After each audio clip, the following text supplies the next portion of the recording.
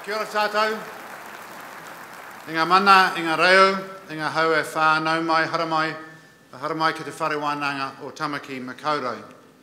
Pro-Chancellor Mr Peter Kiley, His Excellency Andrzej Piebalgs, European Union Commissioner for Development, distinguished guests, ladies and gentlemen.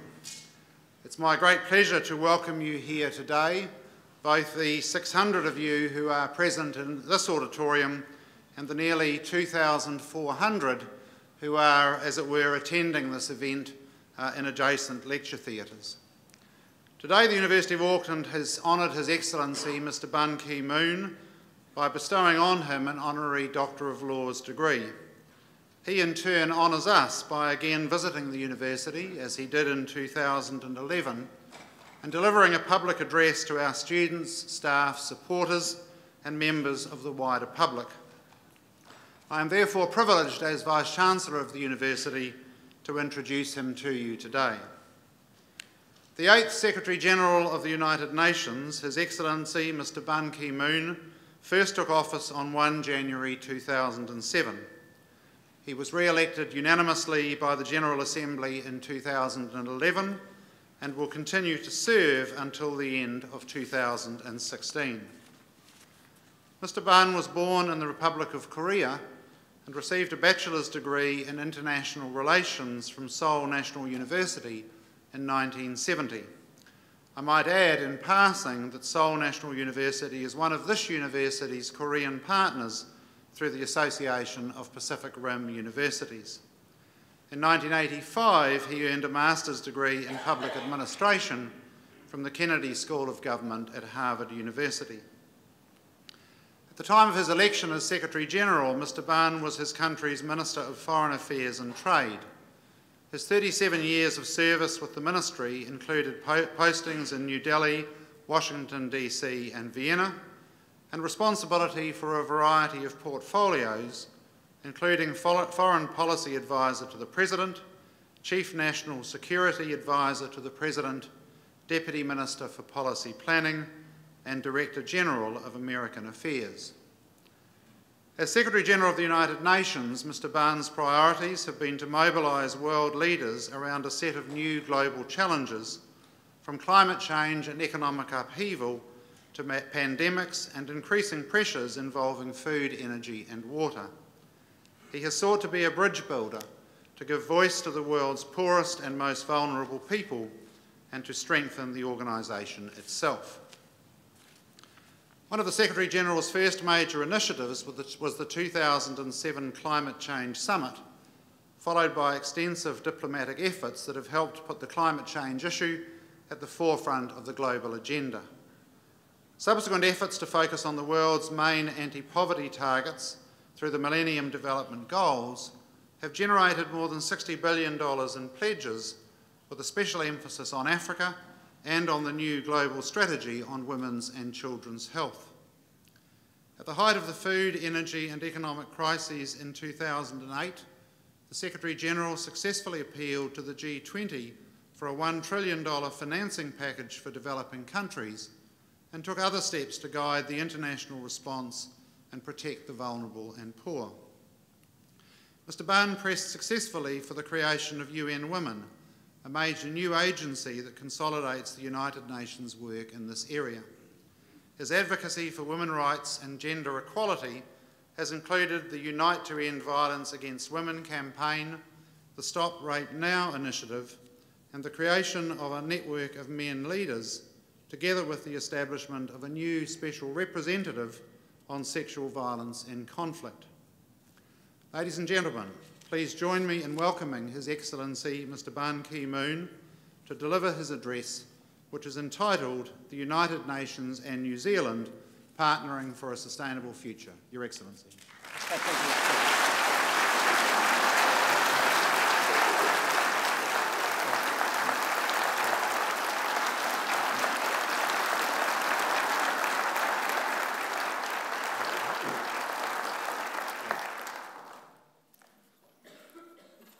Thank you, Vice-Chancellor Stuart McCutcheon, for your very kind introduction.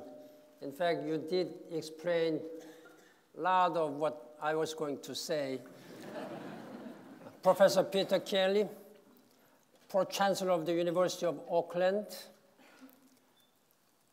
Excellencies, members of the Diplomatic Corps, Mr. Andries Pielbachs, Commissioner for Development of European Union, thank you for your participation. Ambassador Gerard van Bohemen, Deputy Secretary of New Zealand Foreign Ministry in charge of multilateral organizations and legal group. Distinguished guests, ladies and gentlemen, dear faculty members and students, and dear friends. I again thank this University of Auckland for bestowing on me an honorary degree in recognition of the enduring value of the United Nations. Thank you all coming to this auditorium to listen to me. I know that there is some crowd and there is some overflowing rooms. I really appreciate all students and guests who are listening to me from the other rooms. I hope I will have an opportunity of meeting you briefly after this, but if I'm not able to do that, please excuse me. Ladies and gentlemen, I am fortunate to be at the University of Auckland for the second time. I was here 2011 on the occasion of the Pacific Island Forum. But unfortunately, at that time, when I spoke in this university, I used up all my rugby jokes. Although I will say that UN General Assembly is sometimes like a very messy scrum. Talks on reforming the United Nations Security Council are more like a collapsed scrum. But when it comes to the Millennium Development Goals, I'm telling you that we are for a try under the very goal post. We will try our best to get the goal. And I don't care if you root for All Blacks or Wallabies, you have to pray for me for women's equality if you really want to join in my team. And I really thank you. In any way, ladies and gentlemen, this has been again special for me, a privileged one for me. In Samoa, I was given a title of Prince Tupua. I became a chief of a Siupapa village. Today in Auckland, I'm honored by this recognition, by an honorary degree. I know all these honors come with heavy responsibilities. You are looking to me to do all what I should do as a Secretary General of the United Nations to bring peace and security and sustainable development and protect the human rights of all the people around the world, particularly women, girls, and marginalized group of people, indigenous group of people.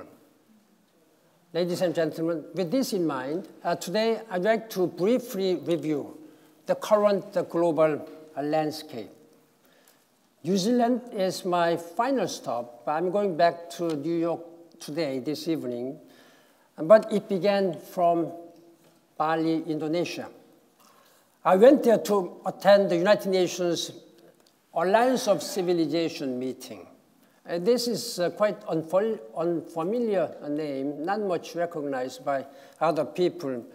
But if you see that there are so many natural calamities in our world and heartbreaking, like disasters and diseases, and one thing is that the Ebola outbreak in West Africa, we are mobilizing all United Nations agencies and funds and programs and tools and resources to first of all provide the medical support and contain the further spread to other countries and help those countries affected for economic and social and health systems capacity buildings. But there are so many. What really troubles us is that there are so many man-made crises. Man-made crisis. We are living among multiple crises.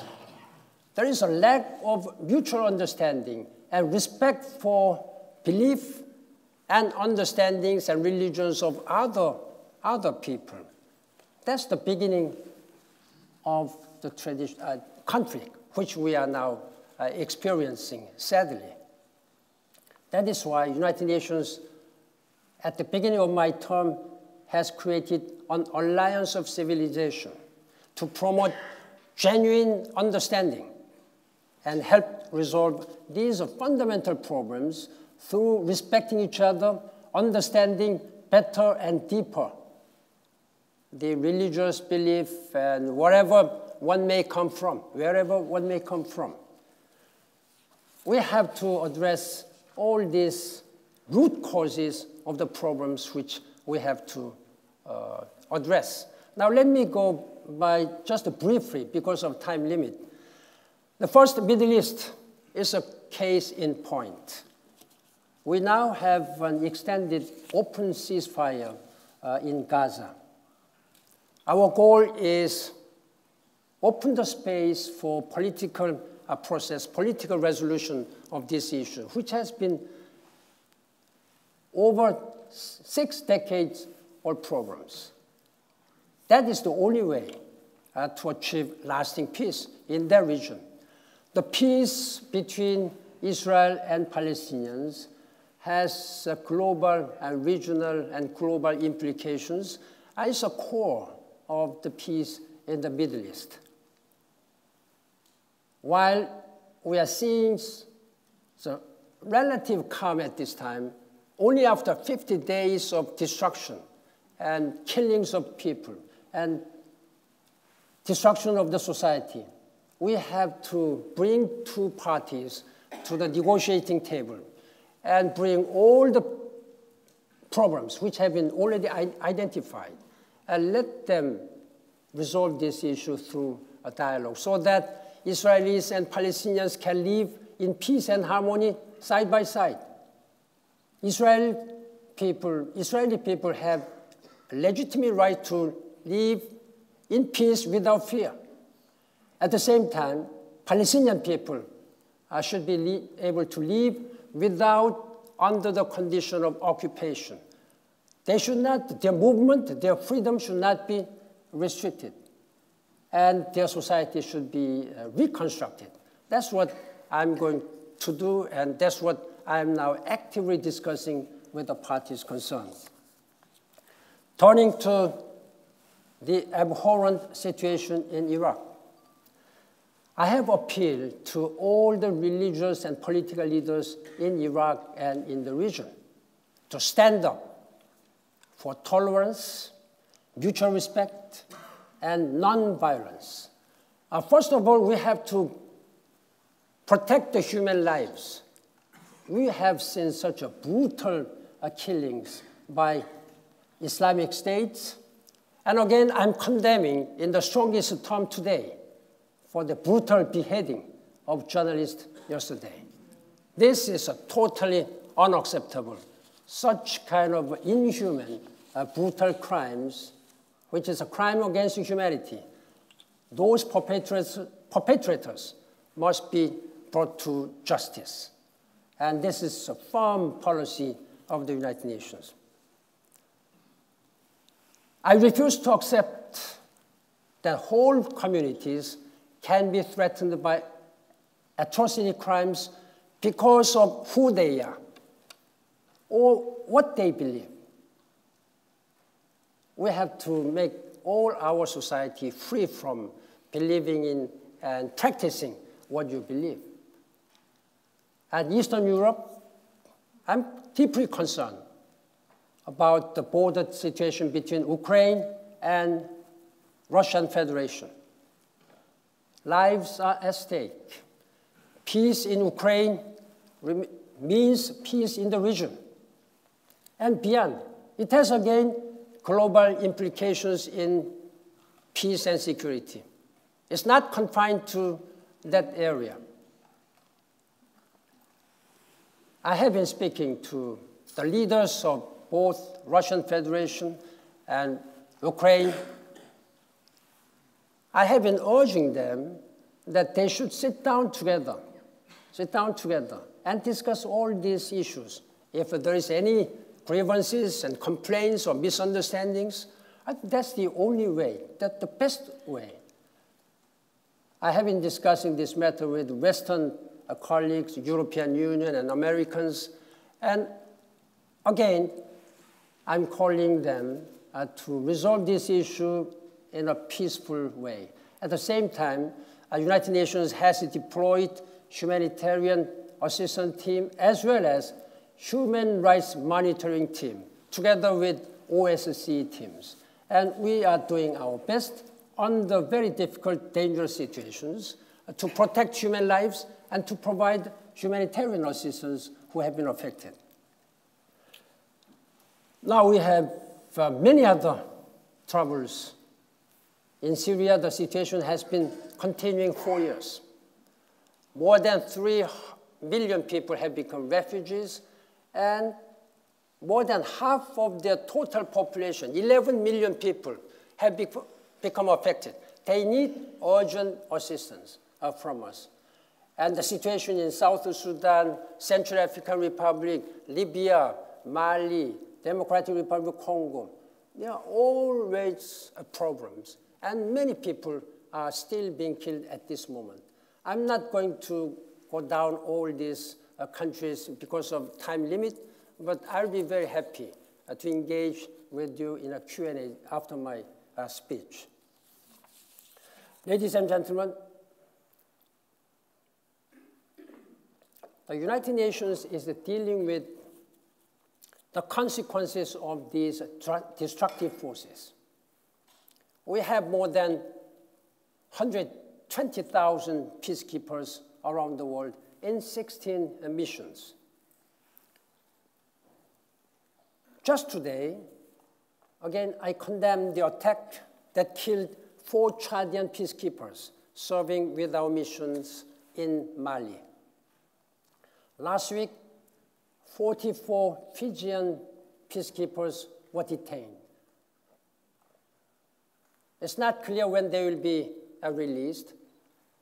And our team in Golan Heights, our force commander and our negotiators are actively engaging with the these armed groups to have them released as soon as possible. I have been urging them, demanding them to release them unconditionally, immediately. Attacking peacekeepers who are engaged in peace mission is a crime against humanity. It's a totally unacceptable one. And I have spoken to a Fijian Prime Minister, assuring him and people of Fiji that we will do our utmost efforts to get them released as soon as possible. Our courageous blue helmets went there to bring stability to the people. I have condemned these attacks in the strongest possible terms again. Ladies and gentlemen, since the birth of peacekeeping, New Zealand has contributed military and civilian personnel to our operations. Since the beginning, inception of these peacekeeping operations, New Zealand has been contributing and working in at least 40 different missions to bring peace there. One of its first engagement was in my country, Republic of Korea, in 1950. New Zealand sent troops to rescue the Korean people from the war. I was just 6 years old at that time, so I didn't know the meaning of what is known as collective security in the Charter of the United Nations. I was too young to know that, but I knew that Korea was not alone. Korea was supported by the international community, by the United Nations. I knew that the world was by our side. That has given me a strong image about the United Nations. The United Nations was the beacon of hope, our savior. Now standing and working as a Secretary General of the United Nations, I'm humbled whenever I see So many people around the world, they look to the United Nations. They still regard United Nations as the beacon of hope. Then how can I meet the expectations of them? How can I deliver all what they need? That really makes me humbled and gives me an added motivation that I should work even harder and harder. But as you know, peacekeeping carries a high price. Since the beginning of these peacekeeping operations, more than 3,200 people have paid their ultimate price in the course of delivering peace. 5 New Zealanders were among them. They died in different circumstances, but they all died in the course of peace. The best way to honor their memory is to carry on their unfinished missions. That is what we are doing. The United Nations peacekeeping missions and civilian personnel, they're working day in and day out in a very difficult and very dangerous circumstances. We know that this military means and forcible means are effective, sometimes effective. The best way is to resolve all these issues without using any forcible means. That is why United Nations has a group of mediators and negotiators at standby. Wherever there may have some symptoms of crisis or active crisis, we are able to send our mediators and negotiators, envoys within 48 hours. We are always on standby. But you should know that it is not always peacekeepers and envoys. United Nations civilian personnel, they are also working very hard. We have seen many civilian personnel who have been killed and died for various reasons in the course of doing humanitarian and human rights missions. Our new initiative, Human Rights Upfront, puts human rights at the heart of our fieldwork. It's the first thing that we have to protect the human rights and protect the human lives. After that, we try to resolve all other issues. The United Nations vaccinates more than half of the children around the world. We feed some 90 million people in 80 countries. We help more than 38 million refugees and others fleeing dangers, including 3 million refugees. We provide them food and sanitation and water and clothing daily. The life-saving work is only possible with the support of all member states of the United Nations. That is why I'm so grateful to New Zealand and her people. When I was here 3 years ago, I learned your university's motto, Ingenium e labore. That means ingenuity and hard work. This applies to New Zealand ingenuity and hard work for the United Nations, and I thank you for that. Ladies and gentlemen, this country has been a long and staunch champion of nuclear and conventional disarmament. I hope that with New Zealand's ratification of Arms Trade Treaty, we will see this Arms Trade Treaty will become effective before the end of this year. I had discussion with Prime Minister John Key yesterday morning, and I'm quite hopeful that we will have, for the first time, this arms trade deal become effective within this year. I also appreciate New Zealand's contributions over the years to promoting security in Afghanistan, Timor-Leste, the Solomon Islands, and Bougainville in Papua New Guinea. And New Zealand is a pioneer on gender equality as the first country in the world where women was given right to vote. And I congratulate and really I admire your far-sighted vision. Today, New Zealand is a party to most of the core international human rights treaties. New Zealand also endorsed the UN Declaration on the Rights of Indigenous Peoples in 2010. And it has actively promoted indigenous rights. As you may be aware, with the strong support and initiative of New Zealand, the first ever World Conference on Indigenous Peoples will be convened in New York on 22nd of September, this month, 22nd and 23rd in New York. New Zealand aid program and assistance have been pivotal to helping countries in the Pacific region to develop. New Zealand representatives serve on a number of key United Nations bodies, development bodies, including UNDP, UNICEF, UN Women. And the very distinguished alumni of this university, Helen Clark, she heads the United Nations Development Program. And I count among many senior advisors again, other university alumni.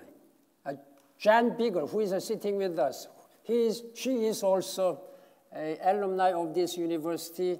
She heads the worldwide campaign against HIV/AIDS. And I thank you, Jan. Dear friends, when I was in high school, I had an extraordinary privilege and luck, in a sense, to have an opportunity of visiting the United States in 1962. That was 52 years ago. I was invited by American Red Cross. Now, Red Cross works for humanity, and I'm very proud that my experience at that time with Red Cross now led me to work as a Secretary General, still working for humanity. They sponsored me to travel several cities during a month's time. During that program, very distinguished New Zealanders were represented, like Jocelyn Brown Jones and Shirley Keane, who are here today. And I'm very happy that after my meeting with them here 3 years ago in Auckland, we've been meeting several times, and I'm very happy that Shirley Keane and Jocelyn Jones are together with us. And I thank you very much. I wish you all the best.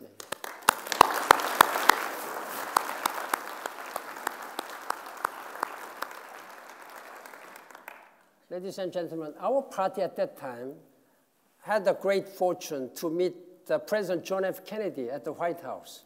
We were just young students. You may expect the thrill and excitement and honor we had.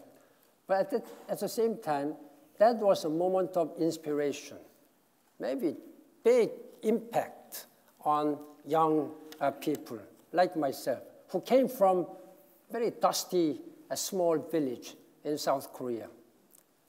When he was addressing the group of people, we were from 40 countries, about 100 students. He said that, well, the leaders of the country sometimes do not get along well. But people do. People do. Then he said that there are no national boundaries. The question only is that whether we are ready to give helping hand who need our support and our need. That really has given me a deep sense of inspiration. Then at that time, I decided to serve in the public service for the people who may need our support. At that time, I was thinking only about Korea, my country, because my country was so poor. Then I should do something big and public for my country. Now I'm very proud and very honored to serve for the world. But that was the beginning of my public service. Now, ladies and gentlemen, we do not need to separate across borders. We need to look together at who is hurting and how we can help them. Ladies and gentlemen, I just came from Apia, Samoa, where I attended 3rd International Conference on Small Island Developing States. More than 100 countries were represented there. I met the Prime Minister of Samoa, Tuilaipa, who is another distinguished graduate of this great university. The main concern of small islands, developing states, are central to our global push to end poverty, extreme poverty, to promote sustainable development, and address climate change. At this time, United Nations has top 3 priorities. First of all, we have to meet the target of Millennium Development Goals by the end of next year, 2015. This Millennium Development Goals is a blueprint most successful for anti-poverty vision. But we may not be able to achieve all the goals, and the scorecards are all uneven. That's why member states are actively working to shape the future development agenda after 2015. That's what we call sustainable development. Then thirdly, we have to have a global legal agreement on climate change. That we have to have by the end of next year in Paris. The member states have reaffirmed many times that we have to have this agreement. But there is no such effective globally governing climate change agreement so far. By the time our planet Earth is sending signals that I am sick, I have a fever, this temperature is going up. And this planet Earth, our Mother Nature, is now getting temperature. What have you to do when your children are having temperature? You have to go to doctor. You have to let temperature down. We have historical and political responsibility, moral responsibility, to contain the global temperature rise within 2 degrees by the end of this century.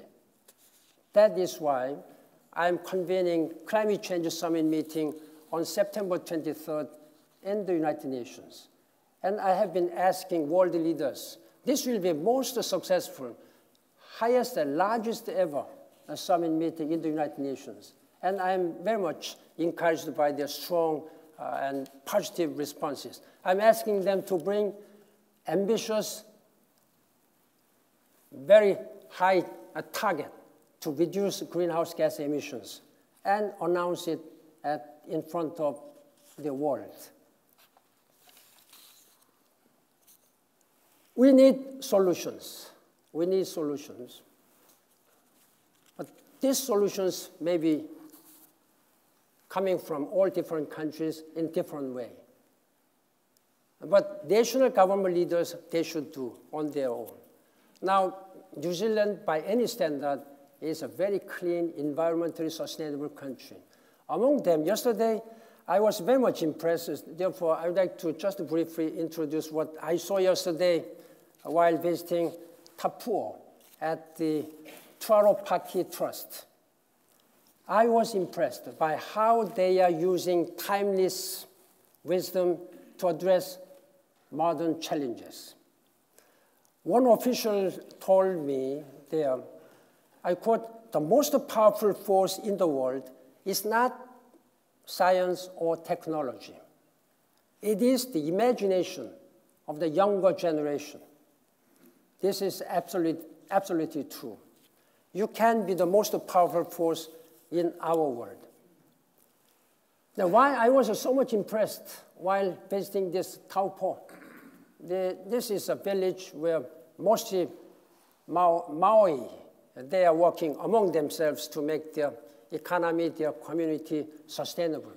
Our deputy secretary and everybody was there.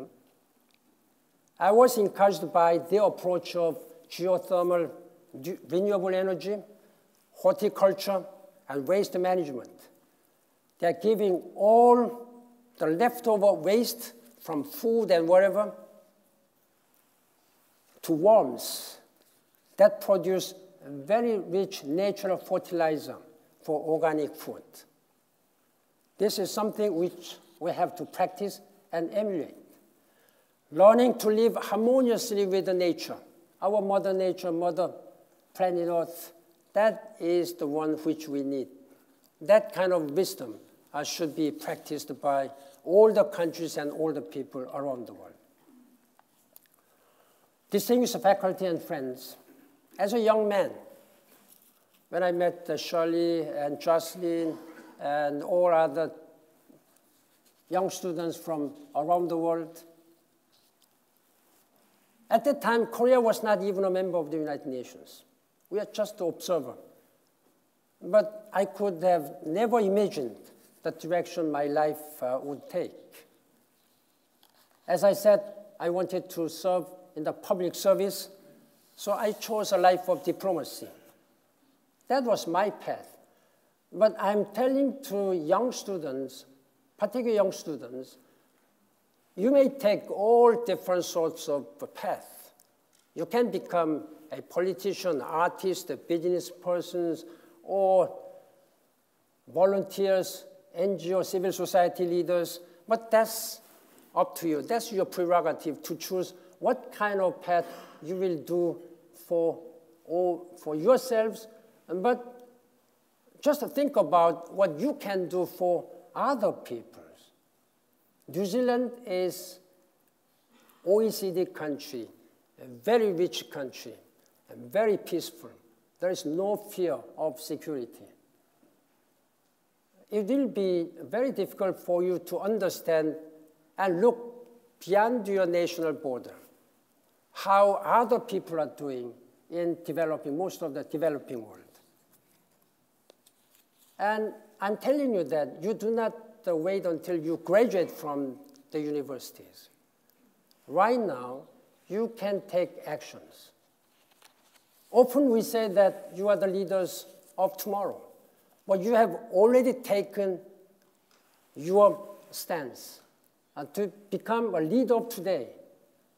Professors, senators, and presidents, and prime ministers, and including myself, we may be the leader of today.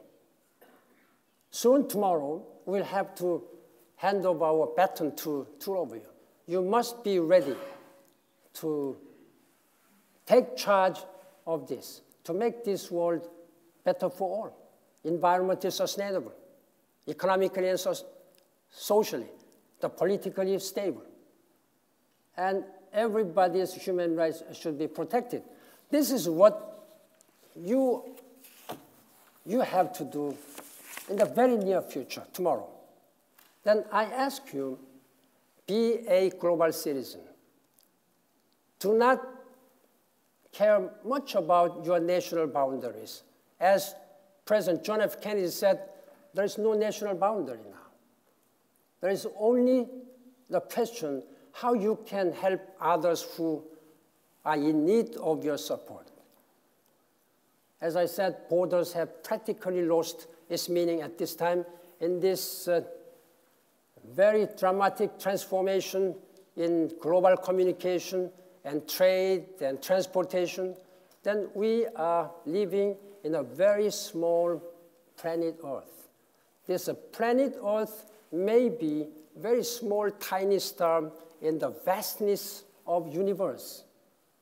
Then the answer comes naturally, quickly, that we are family of this small planet world, and we have to work together as one family members, regardless of where you are coming from, what kind of person, what kind of belief you may have. Use your enormous power of connectivity to speak out and take action. be fearless in standing up to injustice. Build on generations of New Zealanders who have built a strong bond with the United Nations. And let us work together, all together, to make this world better form, where everybody can have a life of dignity. And I thank you for this opportunity, and thank you for your commitment and leadership. I wish you all the best. Thank you.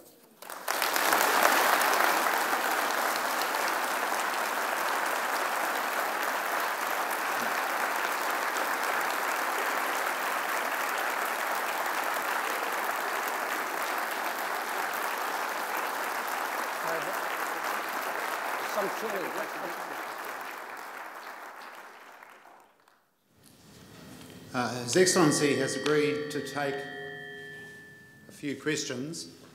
As the newest graduate of the University of Auckland, he's indicated a particular preference, unsurprisingly, given his speech, to hear from our students. So I'm going to, in picking you out for questions, favour those of you who are either students or look young enough to be students. But it so happens that we've prepared slightly for this, and I have 3 students organised who I'd like to get us started. We have roving mics, and so if I can just look for Salome Wright from Pacific Studies. Where are you, Salome?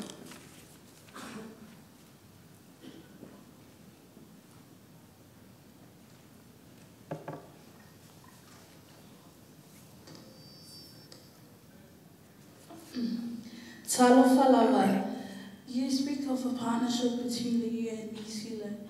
How do you see the wider Pacific region fitting into this partnership?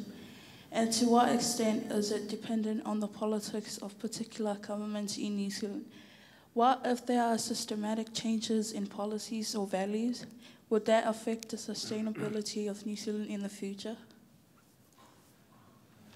This is a very important question. And this world, while you promote, particularly United Nations or other countries, promote your goals for sustainable development, particularly, then you need to forge a broader network or partnership.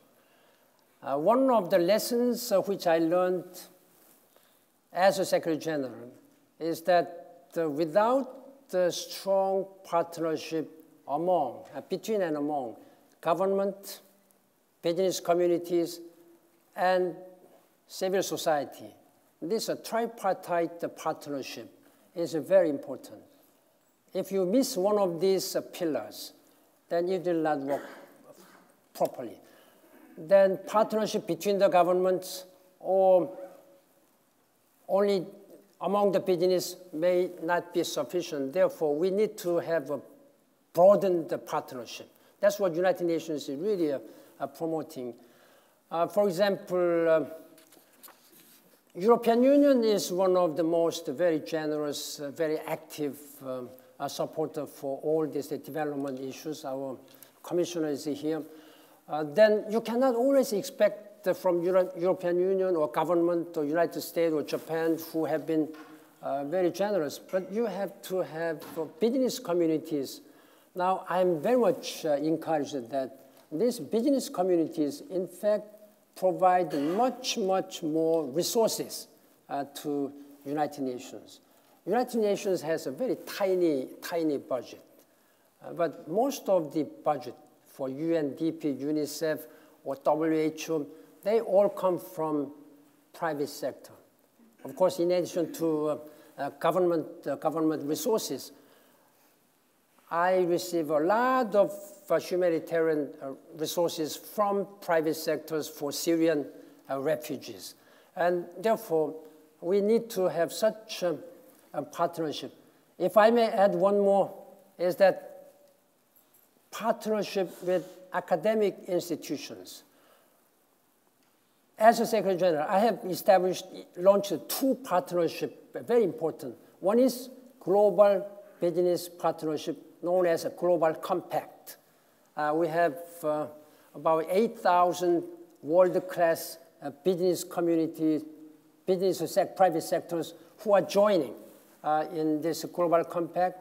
I have initiated United Nations Academic Impact It has about 1,000 universities joining in this. They may have some different purposes. First of all, these business communities, they're not only pursuing for their own profit. They have about 10 principles like human rights, good management, transparency, anti-corruption. And our academic universities, they are helping the United Nations cause. And I'm very much glad that they are the part of this United Nations work. And therefore, partnership is very important. I mentioned about my meeting in Samoa. There were hundreds of private sectors came, pledged to support the small island developing world, developing countries. And this is a part of partnership. Then we need to write a new chapter in partnership for our shared future. And I hope particularly young students, you have this kind of vision of establishing and forging a stronger and broader networks of partnership. Thank you. Now I'm looking for Ben Fulton of International Relations. Ben.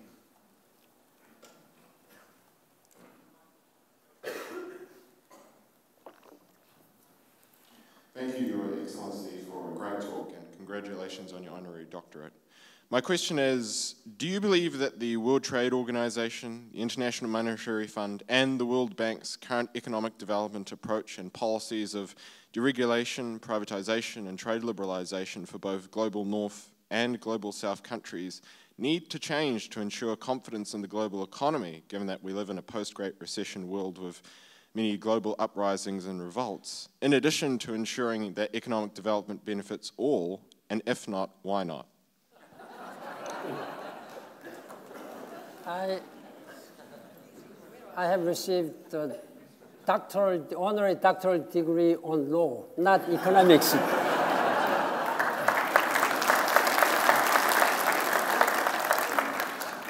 I may need to receive another doctoral degree on that. I may need a thesis on that. But that's a very important question when this world is now going through still a very turbulent economic and financial crisis. Most of the European countries, they are supposed to be the richest countries, but they are still struggling. And the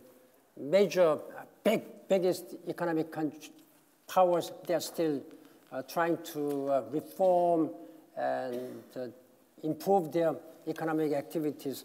In that regard, the United Nations role has been appreciated by the international community, like WTO, IMF, and World Bank, and all other organizations. They are the major agencies and organizations who are really trying to help world economy going toward the right direction.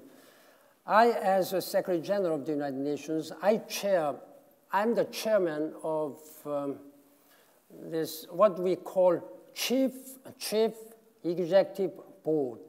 It's abbreviated CEB. And that's the small informal organization where all the United Nations specialized agencies, including WTO, or Bretton Woods institutions like World Bank and IMF and all other organizations which you know about United Nations, we really try to discuss this matter in a concerted and comprehensive, coordinated way. All these organizations was created and act independently by the member states. But the way they have to do is aiming toward the proper prosperity and coordinated way. And that's what I'm doing. And I take note what you said, that we need to have a very close coordination among all these organizations so that we can have much more effective and efficient plan of actions to make our economy better. But for detailed matter, I will have to write my thesis. So.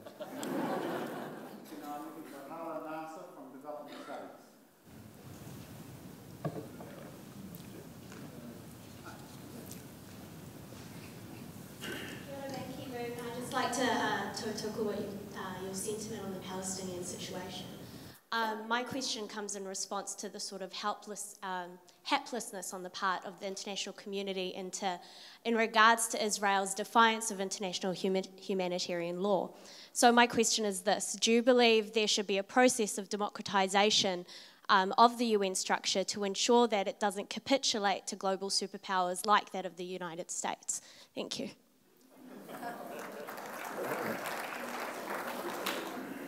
In dealing with all these human rights issues and humanitarian issues, our very strong and charter-found priority is that the human rights should come first.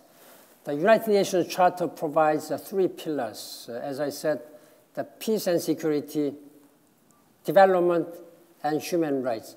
They are all interrelated. If there is no peace and security, you cannot promote development.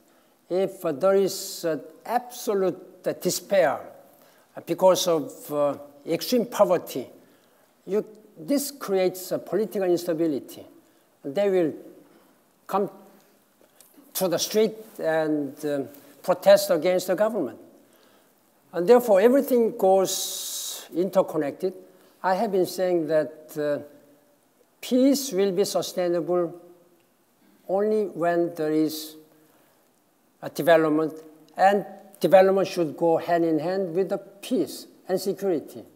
At the same time, above all, we have to have human rights protected.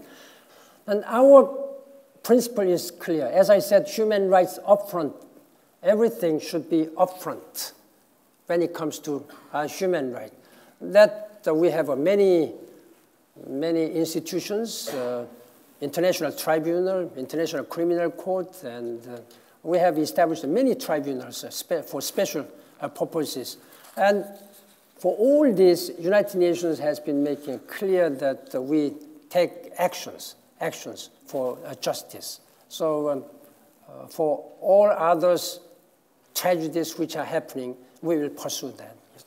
Thank you. The gentleman up there, young gentleman in the middle there. 안녕하세요. 축하합니다. So congratulations, Your Excellency, on receiving this award. Much deserved and well done. My name is Danny Katula, and I am an Iraqi New Zealander here. And it is obvious, the devastation of what's going on in Iraq. The people here are, devastated by the unimaginable crimes that are being committed by the Islamic State against the Christians and other persecuted minorities. I've got 2 questions and a personal letter from our community to you. So the 2 questions are, what is the United Nations doing to stop, to stop the Islamic State and to help the Christians and other minorities who are being persecuted? And the second thing is, what should the New Zealand government do? Thank you. First of all, your Korean is perfect, and I appreciate pronunciation is very correct, and I thank you for addressing me in Korean. This is one of the most troubling situations which we see in Iraq. Last month, I visited Iraq, and I went up to Kurdistan regional government. It was just before this ISIL crisis happened, just before that. At that time, then why I went to Kurd, the KRG, Kurdistan Regional Government, because we saw that there should be more inclusive cooperation between and among ethnicities. The Iraq is largely divided into 3, Sunni, Shiite, and Kurdistans. I have been urging Iraqi leaders, former Prime Minister al-Maliki and current president and current Prime Minister nominate and speakers, and I met